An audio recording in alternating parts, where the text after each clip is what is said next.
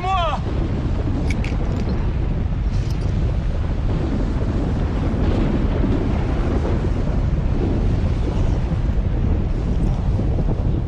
Au secours!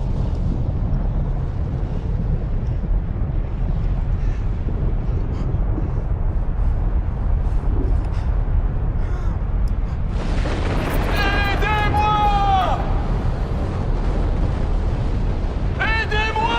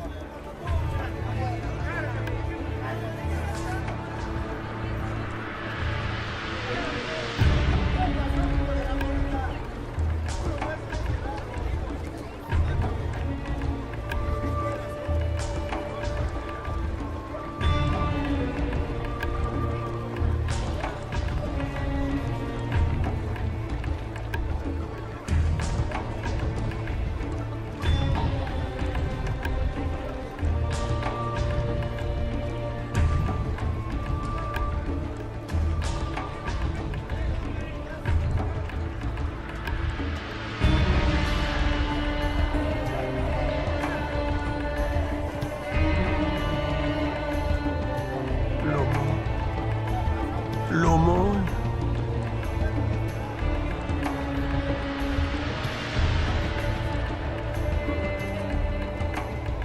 L'aumône. L'aumône. Comment oses-tu me toucher? Tu veux que je sois aussi sale que toi? Je ne devrais même pas te permettre de mendier à ma porte. Pardonne-moi, Seigneur. Pardonne-moi, je n'ai pas mangé depuis des jours. Je me demandais si je pourrais avoir un peu des miettes qui tombent de ta table. Des miettes qui tombent de ma table.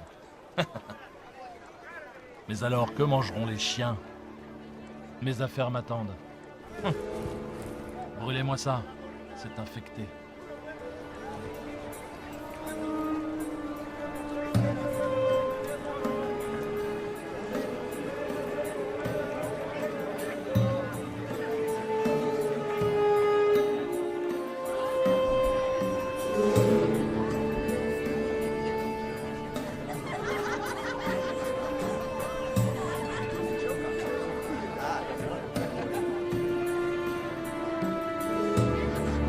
Le voilà, enfin!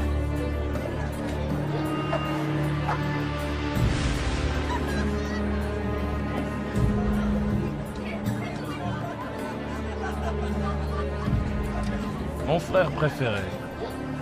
Que me veux-tu cette fois? Nous avons dépensé sans compter. Je le vois bien. Il y avait un homme riche qui était vêtu de pourpre et de fin lin et qui menait joyeuse et brillante vie. Un pauvre, nommé Lazare, était couché à sa porte, couvert d'ulcères et désireux de se rassasier des miettes qui tombaient de la table du riche.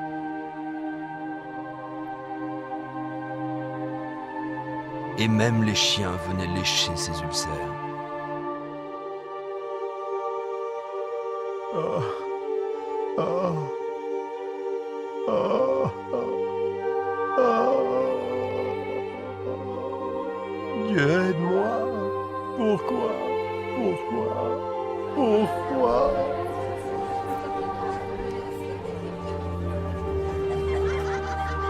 Et le moment fut venu pour les deux hommes de mourir et de passer de cette vie à l'autre.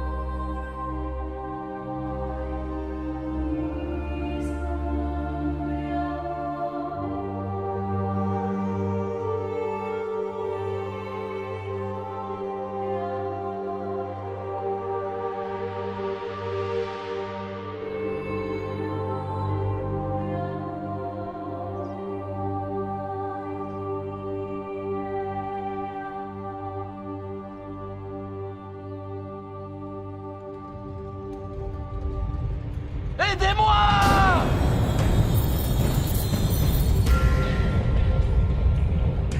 Au secours!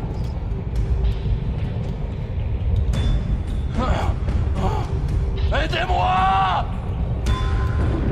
Ah!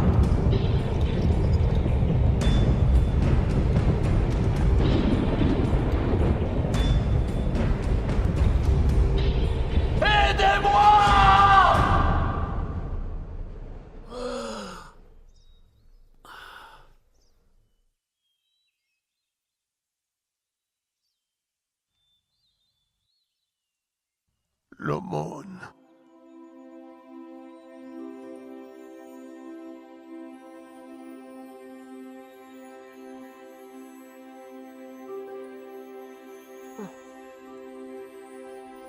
Bienvenue.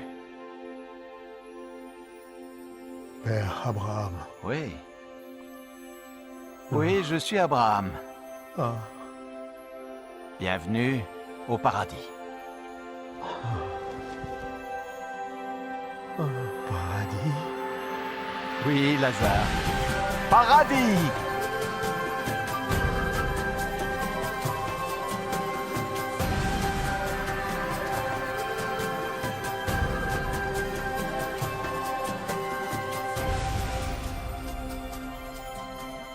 Nous avons préparé un banquet en ton honneur.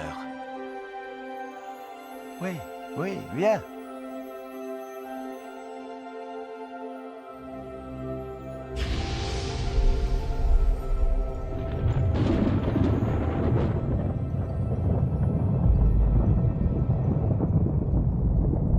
Père Abraham! Père Abraham! Aie pitié de moi!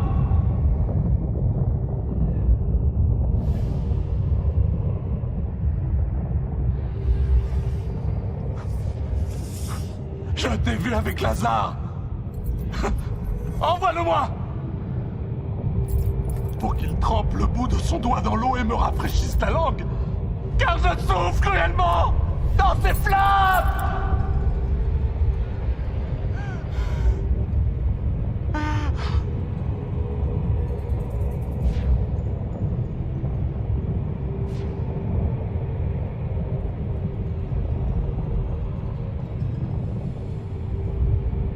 Fils, souviens-toi que tu as reçu tes biens pendant ta vie.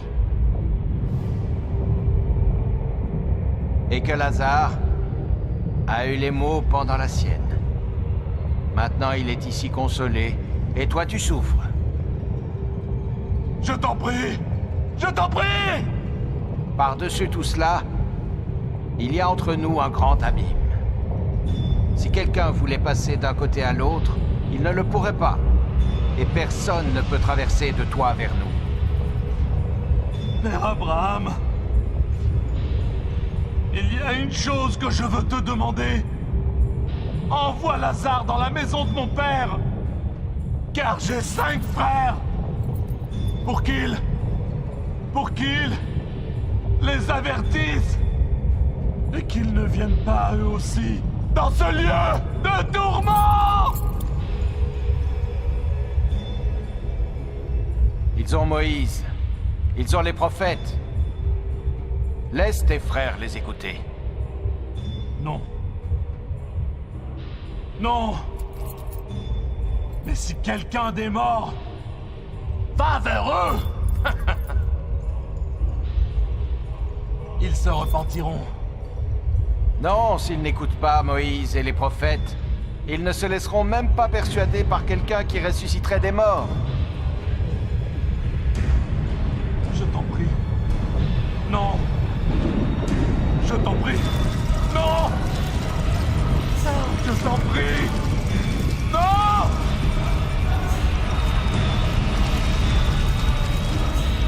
Non. Non.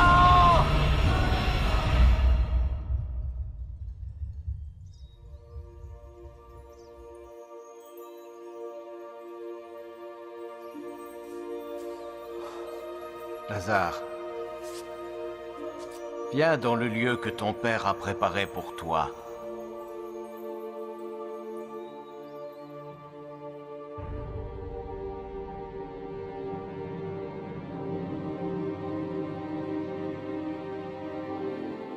Maintenant, nous pouvons diviser ses biens.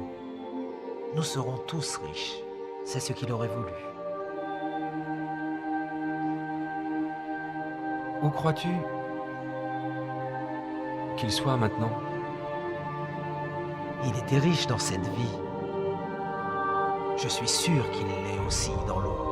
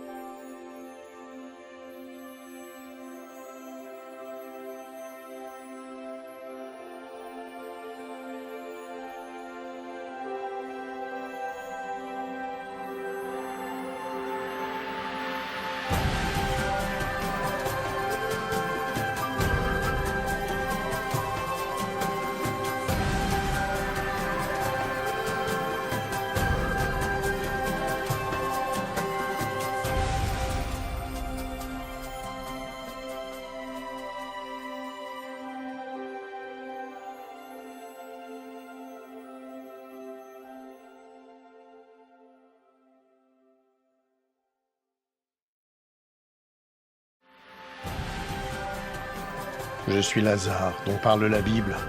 Vous en apprendrez plus sur moi et cette histoire dans Luc 16, chapitres 19 à 31. Qu'avez-vous appris de cette histoire? Comment pouvez-vous appliquer cette histoire à votre vie? Laissez-moi vous raconter certaines des choses que j'ai apprises de cette expérience.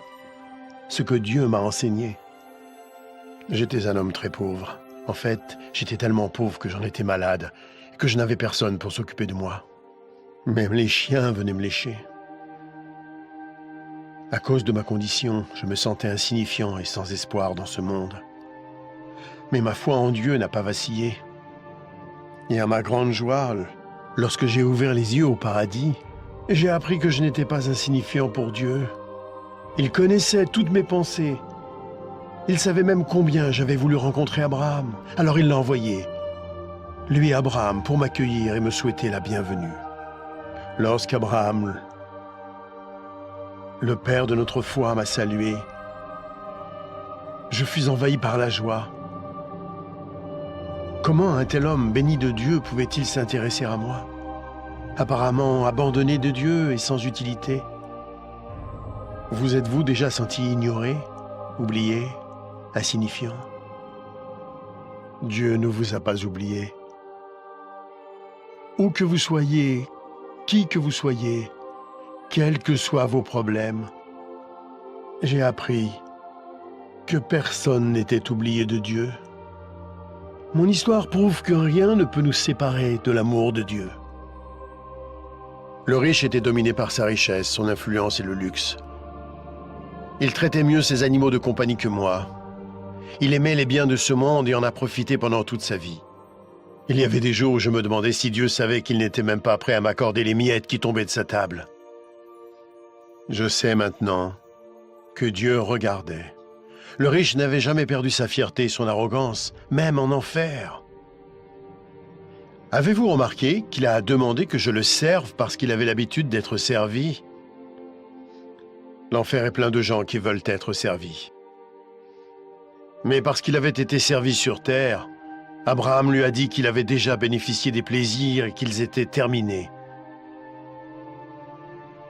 J'ai appris comme il est important pour Dieu que nous servions les autres sur terre, plus spécialement ceux qui sont faibles et qui souffrent.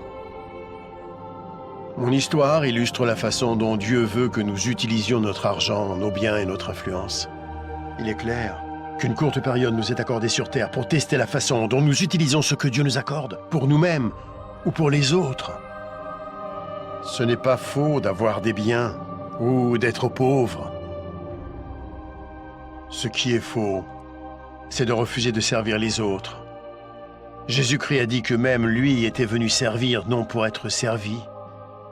Si vous utilisez l'argent et tout ce que Dieu vous a donné pour servir les autres, il sera satisfait, quoi que vous possédiez. Vous pouvez vous interroger sur l'enfer et le paradis, et sur ce qui arrivera après votre mort. Christ viendra au dernier jour pour juger le monde. Le jour du jugement, le méchant sera envoyé en enfer, un lieu de tourment terrible et infini. Mais le juste sera emmené au paradis, un lieu glorieux et heureux où il sera pour toujours auprès du Seigneur Jésus-Christ. Il y a tellement d'autres choses que Dieu veut nous apprendre. Notre prochaine histoire va poursuivre cette aventure.